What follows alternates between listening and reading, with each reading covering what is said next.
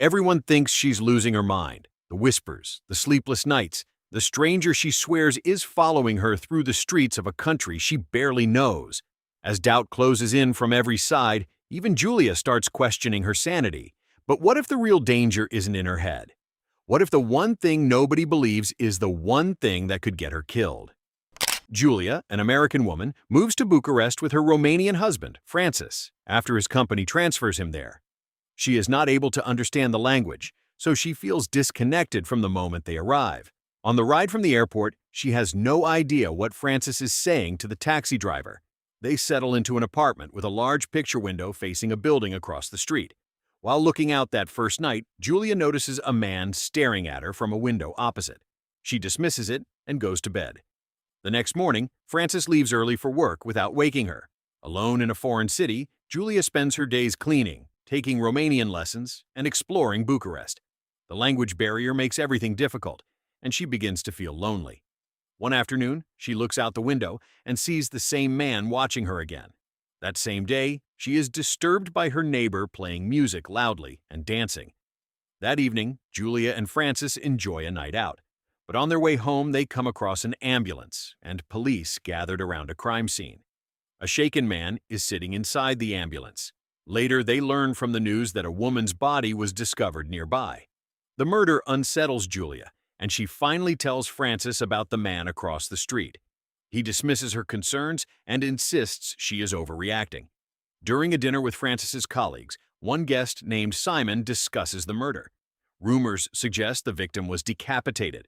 He also mentions another woman who was recently found with her throat slit. Simon believes both crimes are connected and claims a serial killer known as the Spider is operating in Bucharest.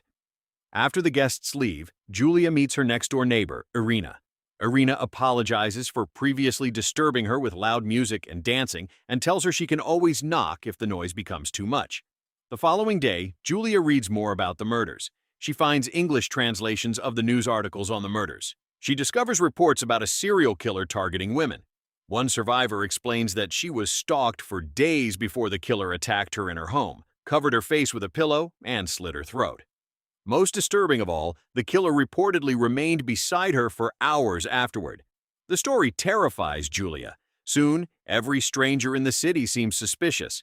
Trying to distract herself, she goes to see an English-language film at a local cinema. During the screening, a man enters and chooses a seat directly behind her, even though the theater is mostly empty. She notices his presence behind her, and then feels very scared. When he leans forward, she panics and leaves. At a grocery store afterward, she notices another suspicious man watching her. Frightened, she accidentally breaks a jar and slips away through a back room before he can approach. Julia tells Francis about the encounter. Together, they review the store's CCTV footage and obtain an image of the man. Francis remains unconvinced. He argues that the man may have only looked at her because she was staring at him first. His disbelief leaves Julia feeling isolated and frustrated. The next night, loud knocking at her apartment door startles her. An elderly Romanian woman is outside asking for help, but Julia cannot understand her. Irina arrives and translates, explaining that the woman is searching for her missing cat. Afterward, Irina invites Julia over for a drink. Their conversation is interrupted when Irina's aggressive ex-boyfriend pounds on the door and shouts. Irina handles his situation. Once he leaves, Irina reassures Julia that she can handle him and even shows her a handgun he once gave her for protection. Back in her own apartment, Julia decides she's had enough of wondering. She's going to confront the man across the street and settle it once and for all, whether he's actually watching her or whether she really is just paranoid. She looks out the window, and sure enough, he's standing there as usual. This time, she waves at him. He waves back. She reports this to Francis the moment he gets home and asks him to call the police. Julia is certain the man is the same one who had followed her around town. The policeman and Francis, both skeptical, agree to look into it anyway. They go to the building next door and pay the man a visit, but come back empty-handed. According to the police, he hasn't broken any laws and there's nothing they can do. Francis also points out that even if the man is the same person from the grocery store, it's not unreasonable that he'd shop at a nearby store. The officer explains that staring from a window is not a crime. Francis again suggests Julia is imagining threats where none exist. Julia is frustrated with her husband not believing what she is saying. Their disagreement deepens the growing strain in their marriage. The following day, Julia spots the man in the city and follows him. He eventually leads her to an underground strip club where he works as a cleaner. To her surprise, Irina also works there as a performer. Irina listens to Julia's concerns and promises to keep an eye on the man, though she admits she has never seen him before because the cleaners rotate shifts. That night, Julia has a nightmare about being attacked in her apartment. She wakes suddenly when she hears what sounds like a scream from Irina's apartment. Alarmed, she convinces the landlady to help her investigate. They enter the apartment and find it empty except for a cat. Everyone concludes the scream came from the animal. The incident causes trouble. The landlady complains to Frances about Julia's behavior and warns that she will not tolerate disturbances. Frances apologizes for being absent and acknowledges that Julia's isolation may be affecting her emotionally. Still worried, Julia contacts Irina's workplace and learns that nobody knows where she is.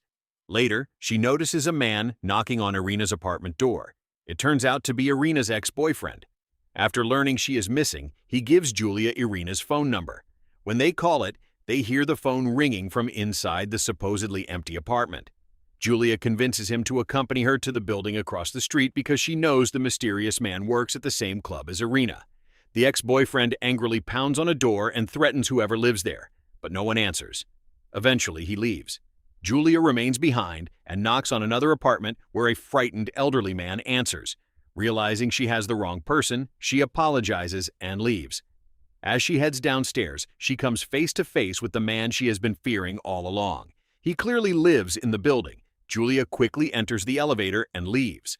Later that evening, a police officer arrives at her apartment with the same man. His name is Mr. Weber. Furious, he accuses Julia and Frances of harassing him and his elderly father. The officer mediates the dispute and eventually convinces both sides to shake hands.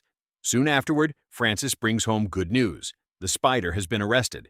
News reports identify the killer as the man Julia saw sitting in the ambulance at the crime scene weeks earlier. He has a criminal history and connections to one of the victims. Frances hopes this will finally put Julia's fears to rest. Trying to repair their relationship, Frances invites Julia to an office party. Simon makes jokes about Julia and her obsession with being watched. Although she cannot understand everything being said, she realizes people are laughing at her. Humiliated, she leaves. Frances follows and tells her he is exhausted by her constant fear and suspicion. Feeling abandoned, Julia takes the train home alone. On the train, she sees Mr. Weber again. When the train unexpectedly stops, he moves closer and begins speaking with her. Surprisingly calm, he explains that his life is empty. Caring for his sick father and working a dull job have left him isolated. He admits that he watches people because it gives him something to do. According to him, nobody ever noticed before. When Julia waved at him, it made him happy, and he hoped they could become friends. As he speaks, Julia notices a suspicious plastic bag beside him. Uneasy, she leaves at the next opportunity. Back at the apartment, Julia begins packing. She feels disconnected from Frances and no longer trusts her own safety. Then she hears music coming from Irina's apartment. Curious, she goes to investigate. The door is unlocked. Inside, she makes a horrifying discovery. Irina's decapitated body lies in the apartment. Before Julia can react, someone attacks her from behind. When she regains consciousness, Mr. Weber is standing over her. He admits he murdered Irina. He also reveals that he was the person knocking on Julia's door days earlier. Everything Julia feared turns out to be true. At that moment, sounds come from the neighboring apartment. Frances has returned home. Julia desperately tries to call for help, but Weber silences her by slitting her throat. She crawls across the floor toward Irina's handgun. Before reaching it, she collapses. Believing she is dying, Weber lies beside her and waits. Meanwhile, Frances notices something strange. When he calls Julia's phone, he hears it ringing through the wall from Irina's apartment. At the same time, a young girl in the building across the street witnesses everything through her window. Weber notices her. Realizing she is a witness, he decides to kill her too. He steps into the hallway and suddenly comes face to face with Frances. Before either man can react, gunshots echo through the building. Julia is still alive. She had managed to reach Irina's gun and only pretended to lose consciousness. Despite her injuries, she fires multiple shots into Weber, killing him before he can harm anyone else. In the end, Frances is standing face to face with his bloodied but breathing wife, and the truth of everything finally hitting him at once. The real twist isn't just that Julia survived, it's that she was never paranoid to begin with. Mr. Weber wasn't the serial killer the police arrested. He was a separate predator entirely, hiding in plain sight behind the appearance of a harmless, lonely man. Every dismissed fear, every argument, every moment, Frances told her she was imagining things. It was all real. Julia had been right from the very first night at that window, and it nearly cost her everything. That's it for today's story. But before you go, I gotta ask, how would you have gotten everyone to believe you if you were Julia? Leave your thoughts in the comments. Thanks for watching, and don't forget to subscribe for more twisted stories like this. See you in the next one.